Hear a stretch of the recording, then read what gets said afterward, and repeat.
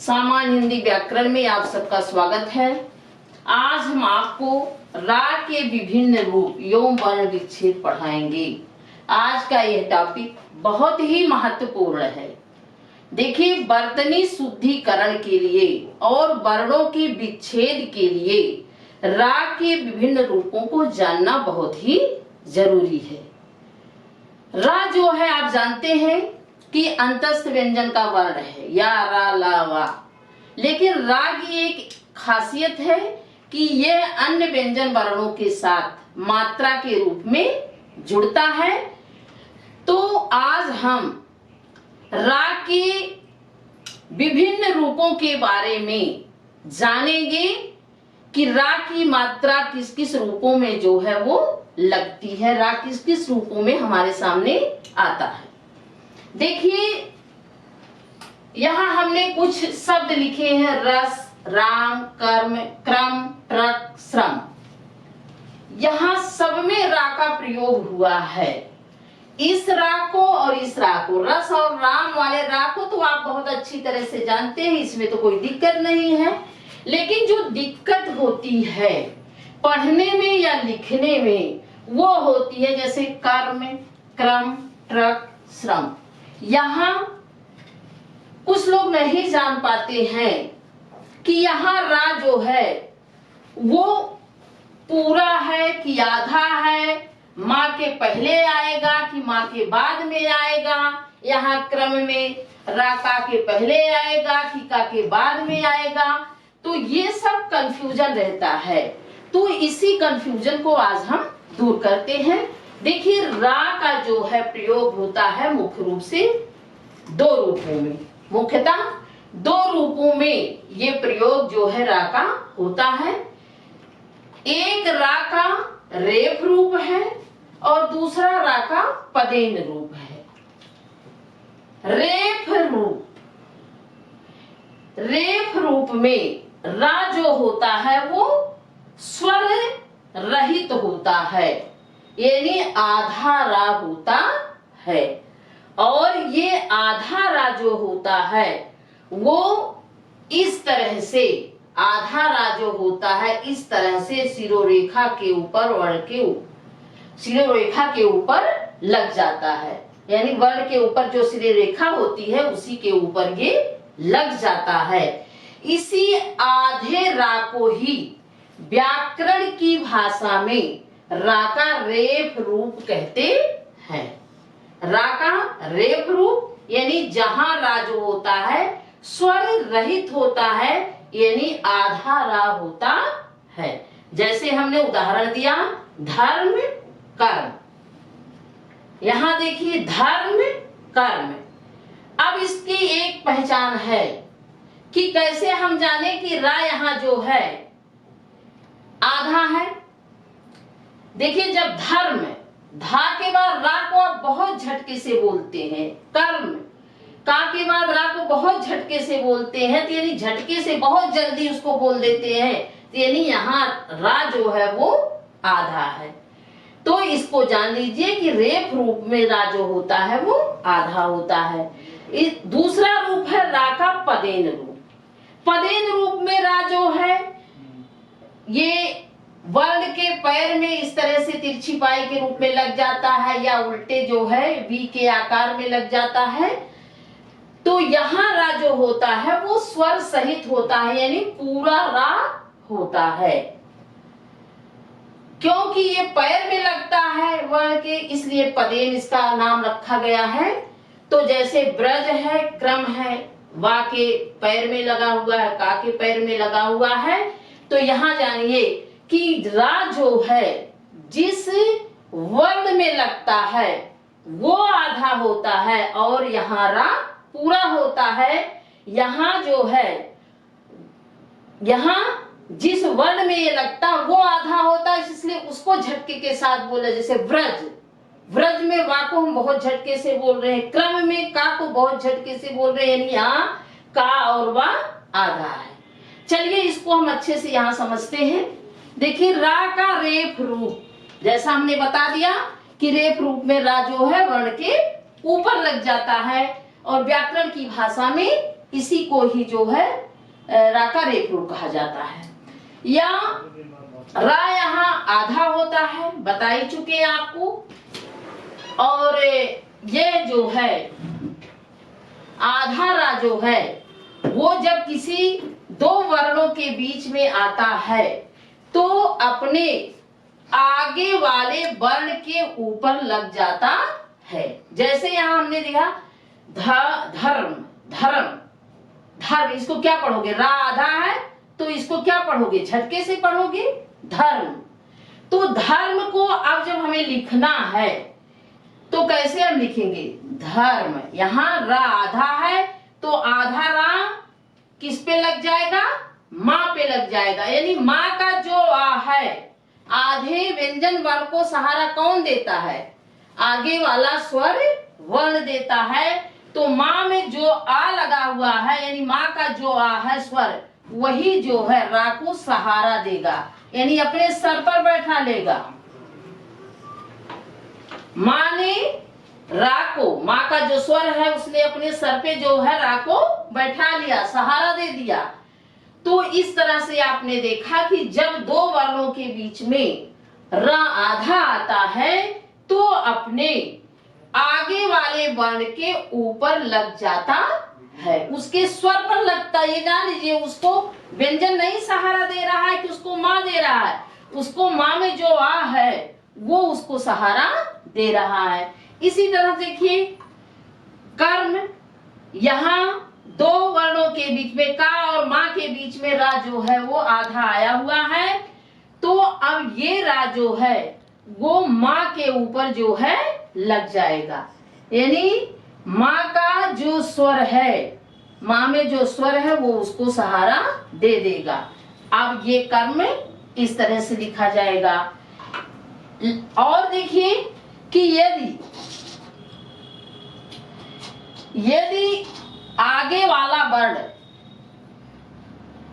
पर कोई मात्रा लगी हुई है, चाहे वो ई की हो चाहे वो ओ की हो, जो भी मात्रा हो, तो रा जो है उस मात्रा के ऊपर जो है लग जाता है। जैसे यहाँ हर्षित है, हर्षित, तो यहाँ हा और स के बीच में रा आया हुआ है, तो यहाँ देखिए हर्षित, जो सी का ई है, ई सहारा दे रहा है इसको, रा को कौन सहारा दे रहा है, ई की मात्रा सहारा दे रही है, और क्या हो गया, हर्षित।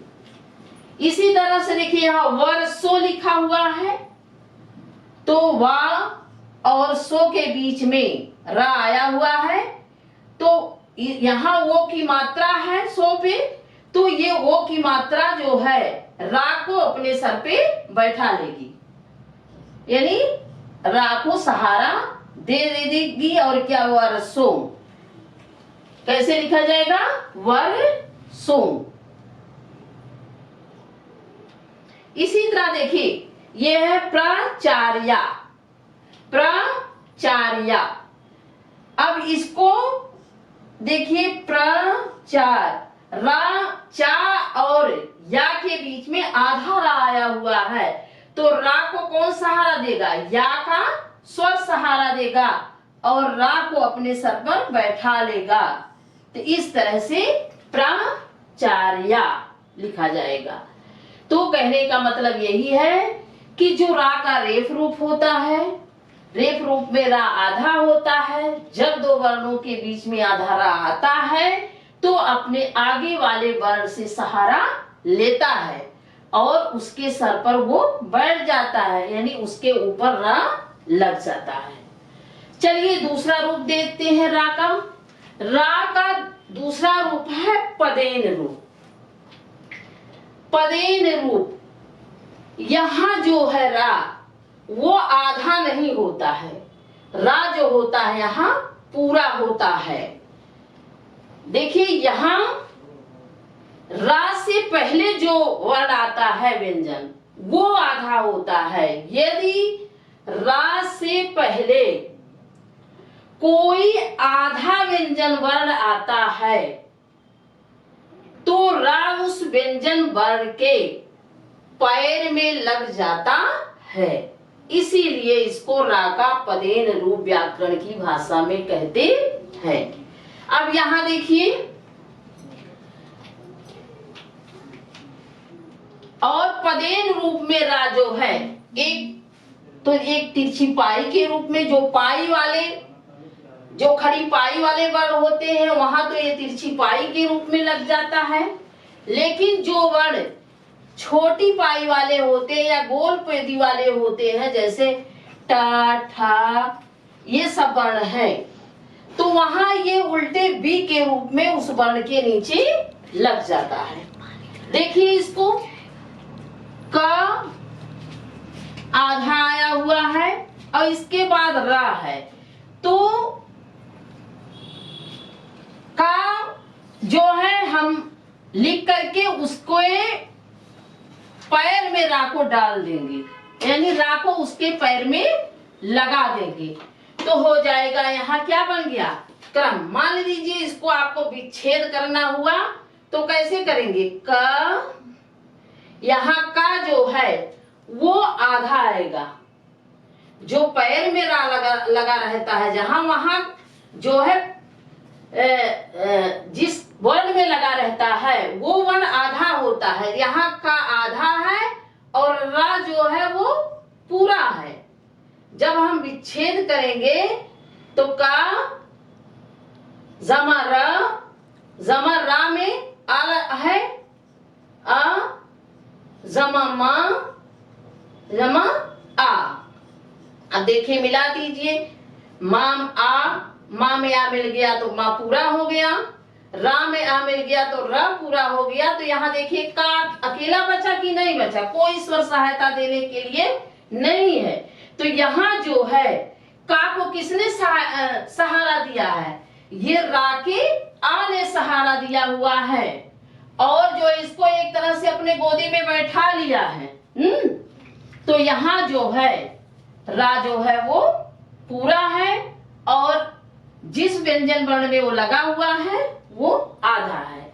इसी तरह से अगर वा, यहाँ देखिए आधा है, उसके बाद रा है, तो ये रूप वा का बन जाएगा, यानी वा के पैर में रा जो है लग जाएगा। तो यहाँ देखिए व्रज है, जैसे वा और रा जा मिलके व्रज बन गया। अगर इसका हम विच्छेद करते हैं तो यहाँ वा जो है वो आधा है, रा जो है वो पूरा है, रा में आ है, जा है और आ है। यहां से देखिए जा जुड़ गया, रा जुड़ गया, वा अकेले बजा, यानी वा आधा है।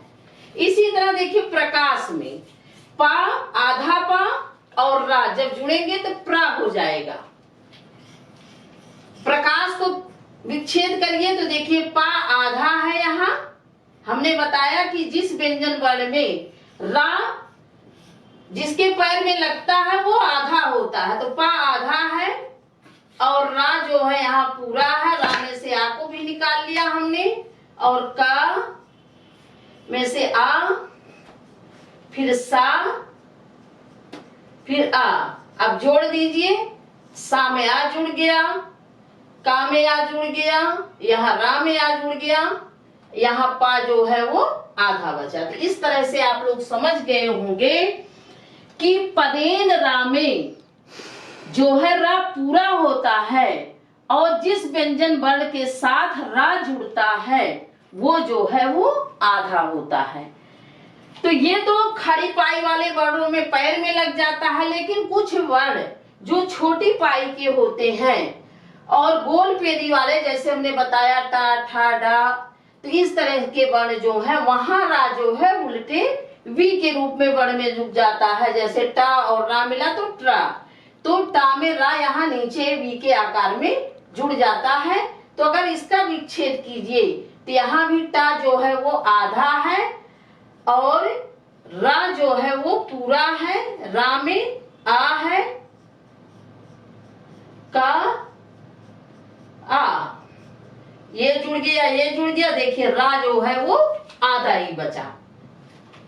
इसी तरह से ड्रम में देखिए या ड्रेस में देखिए, डा जो है आधा है, डा में जो है रा लगा हुआ है, रा में जो है एक ही मात्रा है, ये जुड़ गया। फिर सा में से आ को निकाल दिए तो यहाँ देखिए रा में ये जुड़ गया, डा जो है वो अकेले बचा।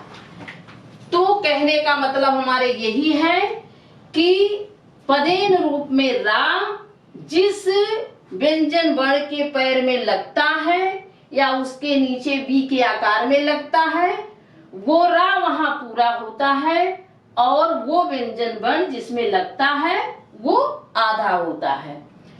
देखिए हा में इसी तरह, देखिए हा में रा जुड़ेगा तो हा में रा इस तरह से जुड़ता है बीच में, जैसे हरास है।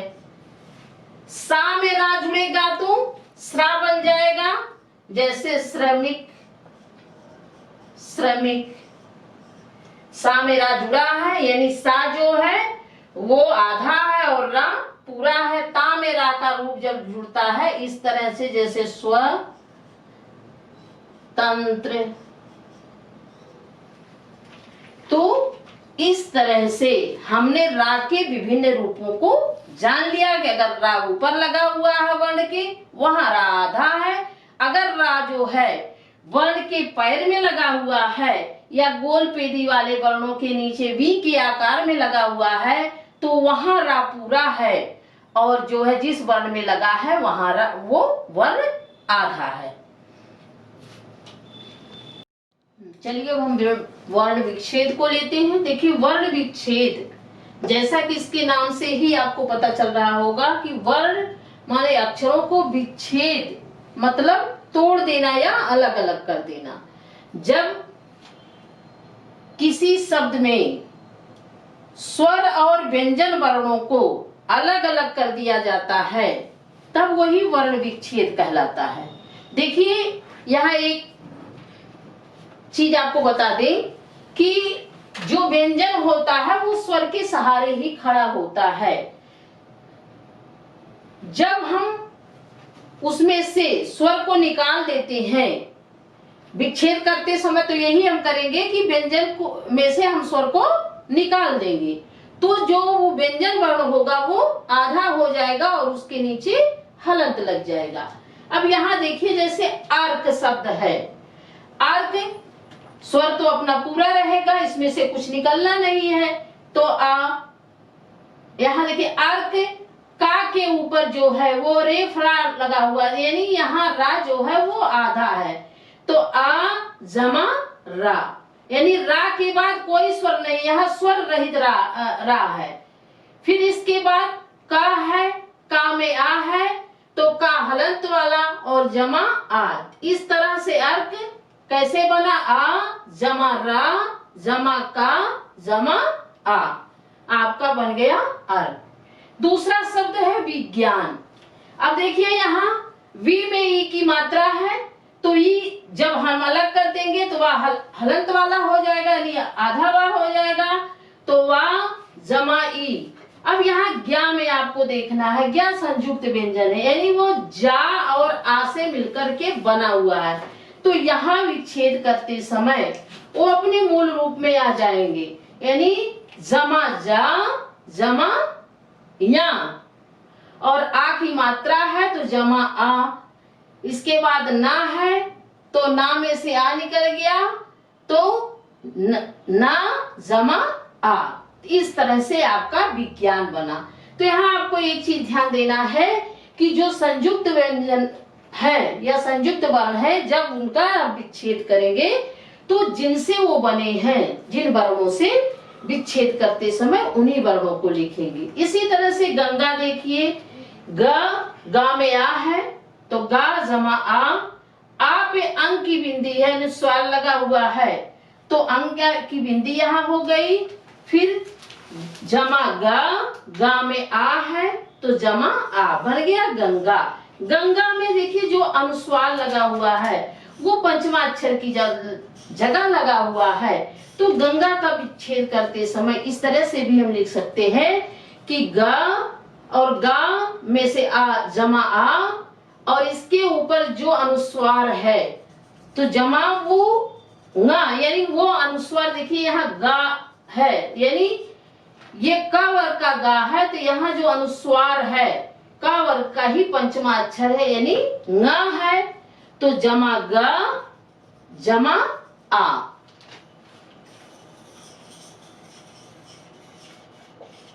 जमा आ, गा में आ की मात्रा है। इसी तरह कृतज्ञ को देखिए, का में री की मात्रा है तो अलग हो गया, का जमा री जमा ता में आ है तो जमा आ, घा आधा है तो जमा घ, हलंत वाला जमा ना जमा आ, तो बन गया आपका कृतज्ञ। इसी तरह से युधिष्ठिर को देखिए, या में यू की मात्रा है, ऊ की मात्रा है तो या जमा ऊ, धा में ई की है तो धा जमा ई, और यहाँ देखिए ई की मात्रा जो है सा और ठा को घेर के संयुक्त वाले यहाँ है ये, तो ये घेर करके लगी हुई है, तो सा जमा ठा, इसके बाद ई की मात्रा आएगी, जमा ई जमा र और जमा आ। इस तरह से आपका बन गया युधिष्ठिर। इसी तरह स्त्री को देखिए, यहाँ सा आधा है, कोई स्वर नहीं है तो हलंत के साथ इसको लिख उठा सा। यहाँ रा का पदेन रूप है, तो यहाँ जो है वो ता आधा है और रा पूरा है, और रा में ई की मात्रा है, तो सा जमा ता जमा रा जमा ई। विद्यार्थी देखिए, वा में ई की मात्रा है तो वा आधा यानी हलंत वाला जमा ई, यहाँ द्या, जो या में दा में या की मात्रा लगी हुई है, यानी दा में या लगा हुआ है, तो यहाँ जो है वो दा आधा है और या पूरा है, तो वा जमा ई जमा दा, इसके बाद कोई स्वर नहीं है, या पूरा है तो जमा या के बाद आ है तो जमा आ। यह द्यार्थी रा बीच में आता है, दो वर्णों के बीच में, हमने बताया कि रेफ रा जो है दो वर्णों के बीच में आधा होता है, तो जमा रा जमा था जमा ई। इसी तरह श्रृंगार को देखिए, सा में री की मात्रा है तो सा में से री निकाल दिए तो सा हलंत वाला स जमा री, और यहाँ देखिए अंग की यहाँ जो मात्रा है वो अनुस्वार की मात्रा है, यहाँ गा है, यानी जो ये अनुस्वार है वो का वर्ग का पंचमा अक्षर है, तो इसलिए अब इसको जो है री के बाद अनुस्वार पंचमाक्षर के रूप में लिखा जाएगा, जमा न जमा ग जमा आ जमा रा जमा आ। देखिए श्रृंगार को बहुत से लोग ऐसे लिखते हैं तो वहां रा की मात्रा लगा देते हैं, वो रूप गलत होता है, श्रृंगार ऐसे लिखा जाएगा। इसी तरह से गद्यांश को देखिए, गा में आ की मात्रा है तो गा जमा आ, यहाँ देखिए दा में या लगा हुआ है, यानी यहाँ दा आधा है और या पूरा है, तो दा के बाद कोई स्वर नहीं, या जमा आ। अब यहाँ देखिए फिर अनुस्वार द्या के ऊपर अनुस्वार लगा हुआ है, लेकिन यह अनुस्वार पंचमा अक्षर के रूप में नहीं लिखा जाएगा, क्योंकि हमने बताया था कि अंतस्थ या उस व्यंजन के पहले यदि अनुस्वार आता है तो अनुस्वार अपने मूल रूप में ही लिखा जाएगा, वहां पंचमाक्षर नहीं होता है। तो यहाँ जो है आ के ऊपर जो है ये अनुस्वार लग जाएगा, जमा सा जमा आ। तो इस तरह से हम वर्णों का विच्छेद करते हैं। तो हम समझते हैं, आज आप समझ गए होंगे कि रा को हम किस तरह से प्रयोग करेंगे या वर्णों का विच्छेद किस तरह से करेंगे। आज के लिए इतना ही, धन्यवाद।